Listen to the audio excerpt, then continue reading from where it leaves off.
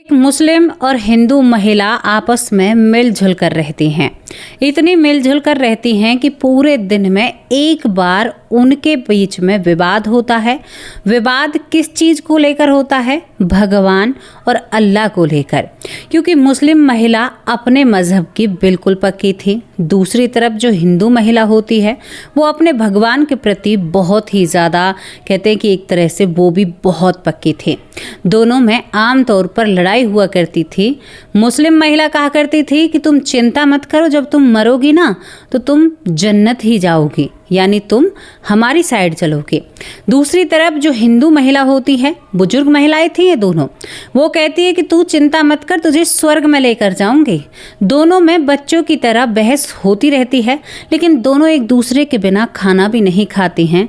दोस्तों, यही तो भारत की तहजीब है, यही भारत का वो संस्कार है जिसके ऊपर लोग शायद सलाम करते हैं। दोनों जनी बहुत सारी बहस करते हैं, लेकिन प्यार टस से मस नहीं होता है। इस तरह की जिंदगी चलती है, लेकिन एक दिन यहाँ पर जो मुस्लिम महिला होती है वो अचानक से इस दुनिया से चली जाती है। जब वो इस दुनिया से जाती है तो हिंदू महिला का जो रोना था और जो शब्द हिंदू महिला के थे, उसे सुनकर सभी लोग हैरान और परेशान और हिंदू महिला को घूरने लगते हैं, क्योंकि एक मुस्लिम परिवार में मृत्यु हुई थी।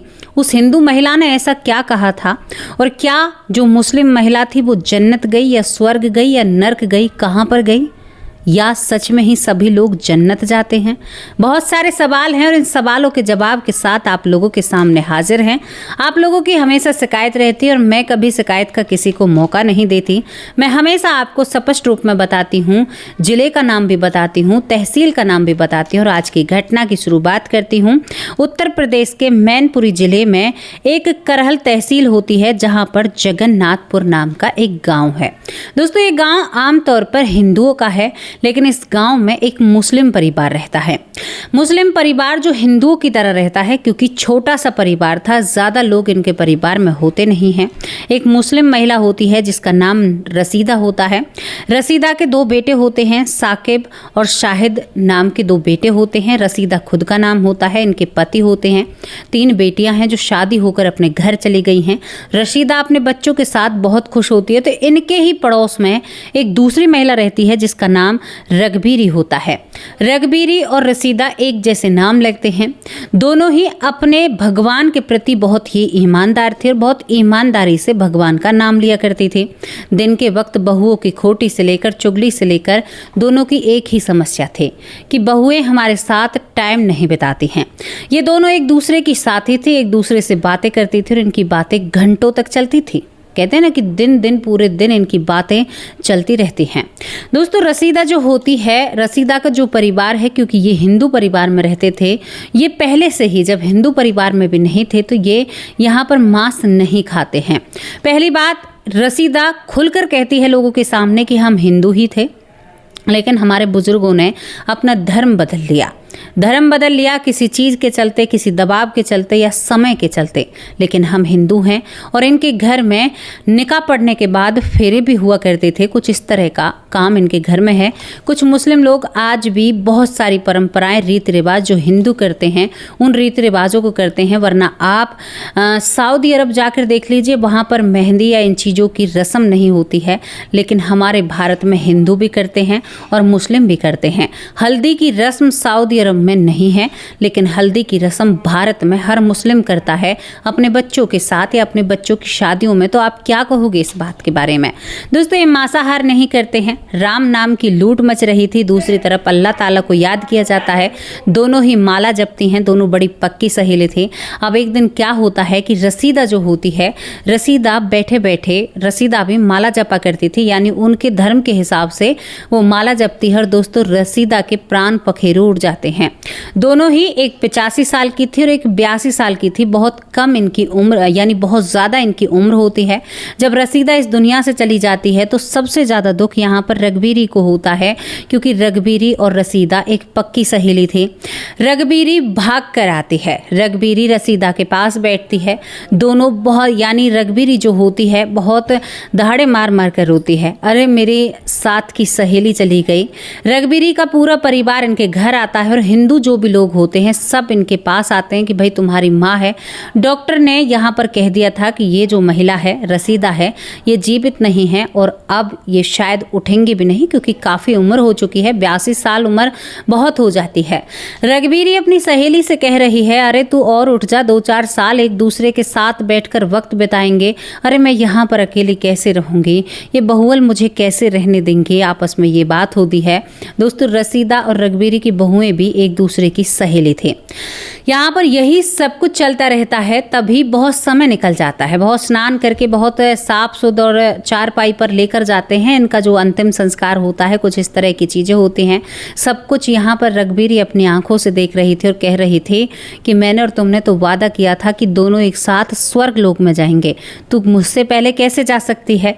इसी तरह की बातें जब वो करती है तो इनके जो मुस्लिम रिश्तेदार थे, कुछ लोग तो जानते हैं रघबीरी को, लेकिन जो नहीं जानते वो कहते हैं कि भाई साहब ये जो महिला है इस तरह से क्यों रो रही है, ऐसी बातें ये महिला क्यों कर रही है।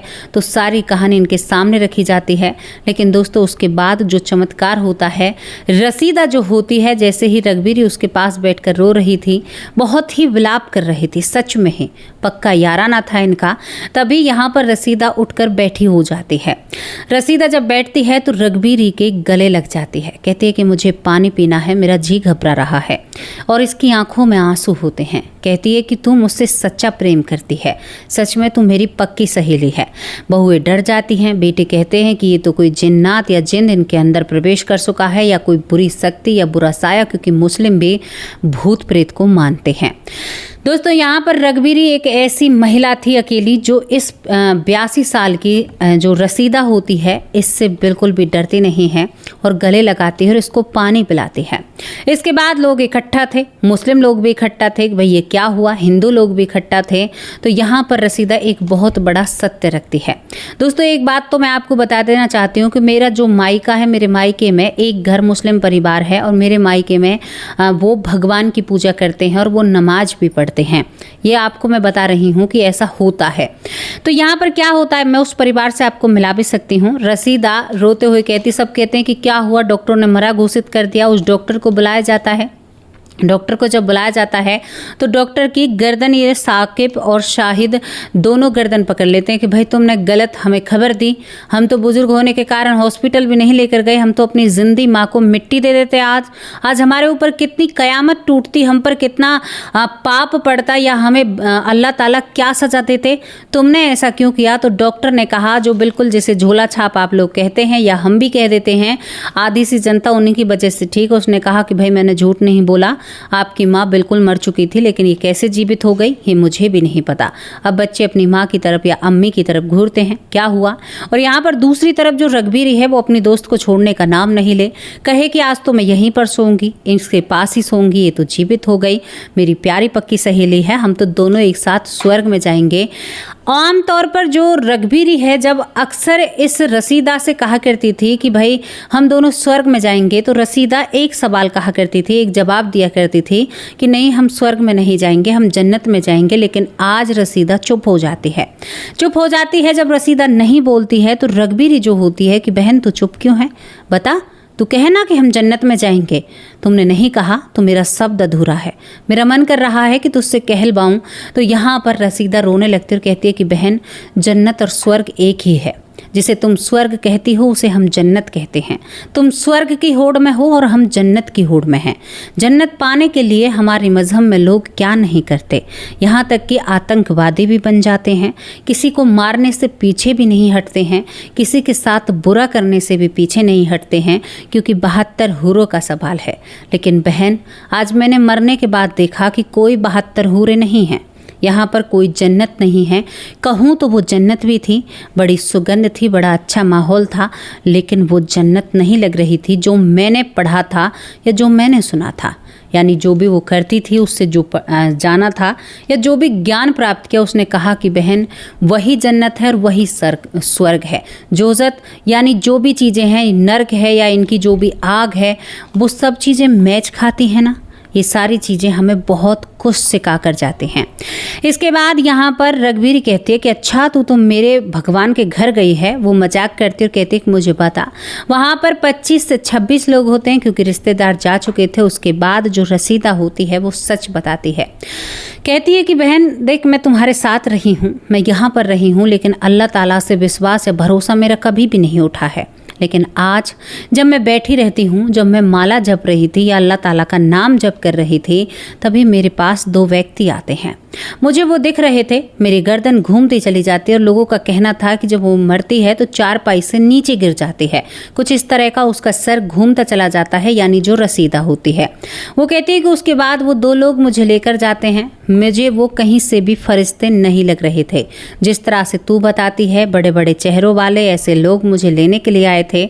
मैं वहाँ पर जाती हूँ तो बहन एक तरफ तो बड़ी हाहाकार मची हुई है, लेकिन एक तरफ वो सुगंध, वो वहाँ पर गाय रहना, वहाँ पर अच्छे पेड़ पौधे, ऐसी सुगंध जो मैंने अपने जीवन में आज तक अनुभव या महसूस नहीं किया है। मैं कहना चाहती हूँ रघुवीरी, मेरा अंदाज़ा या मेरा सोचना गलत था। तुम्हारी वहाँ की चीज़ें। रघुवीरी कहती है बहन और बता, मुझे तो बड़ा अच्छा लग रहा है, बहुत बढ़िया लग रहा है बीबी, मुझे तो और बता। इस तरह के वर्ड होते हैं, हालांकि हम इन वर्डों को थोड़ा सा अपने हिसाब से बोलते हैं। यहाँ पर वो कहती है कि अरे बीबी मुझे तो और बता, मुझे तो और जानना है। जब और जानने की इच्छा बढ़ती है तो वो कहती है कि उससे आगे मैं चलती हूँ। उससे आगे मैं जब चलती हूँ तो यहाँ पर लाइन लगी हुई थी, लाइन लगी हुई थी बीबी, यहाँ पर पूरा भरा हुआ था। इतने सारे लोग होते हैं। वहाँ पर एक भैंसा था जो बहुत ज़्यादा दूध पी रहा था। वो भैंसा दूध भी पीता है और एक तरफ देख रही हूँ वो भैंसा खून भी पी रहा था। ये बात पहली है जो रसीदा ने बताई है। वो कहती है कि बीबी जहाँ अच्छी जगह थी बहन, वहाँ पर वो दूध पी रहा था, जहाँ पर बुरी जगह थी वहाँ पर वो खून पी रहा था। बहन कुछ सिंटियों के पास में खड़ी होती हूँ। एक किताब वाला एक इतना तेज उसके शरीर में, वो मेरी तरफ देखता है लेकिन मैं उसकी तरफ नहीं देख पा रही थी। एक आवाज़ वहाँ पर घूमती है, जैसे आकाश में आवाज़ गूंजती हो। और रघुवीरी मैं तो उस आवाज़ में खो जाती हूँ। मैं तो उसे देखकर इतनी आनंद हो जाती हूँ कि मुझे पता ही नहीं है कि तू मेरी दोस्त भी है, सब कुछ है। लेकिन रघुवीरी अब मैं तुझे देख देख कर रो रही हूँ, मुझे तेरे लिए डर लग रहा है, तू कैसे क्या करेगी। वो कहती है कि अरे बता ना क्या बात है, तू इतना क्यों मुझे घुमा रही है। वो कहती है कि उसके बाद कहा मुझसे कि अरे रसीदा की बारी नहीं है, बारी तो 86 साल की रघुवीरी की है। देख तू डरना मत, तेरे बारे में ऐसा कहा वहाँ पर। वो कहती है कि चल मुझे पागल बना रही है, तू जीवित हो गई तो मैं क्यों मरूंगी। हमने वादा किया था हम दोनों एक साथ जाएंगे, मैं और तू ऐसे अलग कैसे हो सकती हैं, हम तो दोनों बहनों की तरह रहे। वो कहती कि नहीं, मुझसे कहा अरे इसको क्यों लेकर आए हो, इसका नंबर नहीं है रसीदा और रघुवीरी में वहाँ पर। अरे इसकी जो साथ की सहेली है उसे लेकर आओ, उसकी बारी है, ये भी यहीं पर आएगी, लेकिन ये उससे 3 साल बाद आएगी। बहन मुझसे ये कहा है, अब मुझे तेरे लिए बहुत बुरा लग रहा है। यहाँ पर रघुवीरी कहती है देखना तू, मैं नहीं मरूंगी इतनी जल्दी। रघुवीरी पूरी रात उसके साथ गुजारती है। अब सुबह उठते ही रघुवीरी कहती है देख बहन, मेरी उम्र हो चुकी है, रात तो मैंने तुझे दिलासा दे दी क्योंकि तू मरकर जीवित हुई थी, लेकिन अब मुझे ये और बता दे कि मुझे वो लेने के लिए कब आ रहे हैं, क्योंकि मैं भी बेटे और बहू से बहुत परेशान हूँ। कहीं जाऊँगी तो दूसरा जीवन मिलेगा। इतनी संतुष्टि उसके मन में, इतना वो भगवान का नाम जप करती है और इतनी भावनाएं उसके अंदर होती हैं। सच में ही इतना अटूट विश्वास। उसकी आंखों में आंसू होकर कहती है कि बहन मुझे बता दे। तो यहाँ पर एकदम रसीदा ने कहा कि शाम तक जाने वाले हो। दोनों सहेली आपस में गले लगती हैं। दोस्तों यहाँ पर रघुवीरी कहती है कि आखिरी विदाई है, मैं जाऊँगी, अगर जीवित रही तो तुझसे मिलने के लिए ज़रूर आऊँगी। दोस्तों वो घर आती है, बेटे बहू से बात करती है। बेटे बहू ने कहा कि रसीदा ने तुम्हारे दिमाग को ख़राब कर दिया है, ऐसा कुछ भी नहीं है, ऐसा नहीं होता माँ, तुम अभी नहीं जाओगी। माँ ने कहा कि बेटा चाहे आज जाऊँ या कल जाऊँ, जाना तो मुझे है, लेकिन अब मुझे पता चल चुका है तो मैं भगवान के भजन पर बैठ रही हूँ। दोस्तों शाम का वक्त जैसे आता है, यहाँ पर रघुवीरी अपने बेटे और बहू से कहती है कि मैं नहा रही हूँ और स्नान कर रही हूँ, मैं मर जाऊँ तो मुझे स्नान मत कराना। बेटे फिर भी माँ से प्यार करते हैं, बहुएं करें या ना करें। बेटों ने कहा कि माँ इतना अनर्थ मत करो, हम तुम्हारे बिन नहीं रह पाएंगे, तुम्हारे बिन तो कोई जीवन ही नहीं है। माँ हम तुम्हें बहुत चाहते हैं। लेकिन वो कहती है कि अगर मैं मर जाऊँ, जीवित रहूँ तो बहुत अलग बात है, मैं रसीदा से मिलने के लिए जाऊँगी, अगर मैं मर जाऊँ तो मुझे स्नान मत कराना, मुझे इसी तरह से अर्थी में सजा देना, क्योंकि मैं नहा धोकर पूजा पर बैठ रही हूँ। दोस्तों यहाँ पर रघुवीरी जो होती है, नहाती है, स्नान करती है, माला हाथ में होती है, कमरे के दरवाजे खुले हुए थे लेकिन सबसे मना कर दिया, भजन पर बैठती है। लेकिन जैसे ही भजन पर बैठती है वैसे ही उसके प्राण पखेरु उड़ जाते हैं और वो इस दुनिया से चली जाती है। दोस्तों बैठे बैठे वो इस दुनिया से चली जाती है जब उसी झूला छाप डॉक्टर को बुलाया जाता है जो एक दिन पहले रसीदा के घर गया था। उससे जब चेक कराया जाता है तो उसने कहा कि यहाँ पर अम्मा के हृदय की गति रुक गई है शायद। दोस्तों बुजुर्ग महिला थे, सुबह से जो शाम के वक्त गई थी, पूरी रात इंतजार किया जाता है, पूरे दिन इंतजार किया जाता है। रसीदा का रोना, अरे मुझे तो पता था ये वहीं पर गई है जहाँ से मैं लौट कर आई हूँ।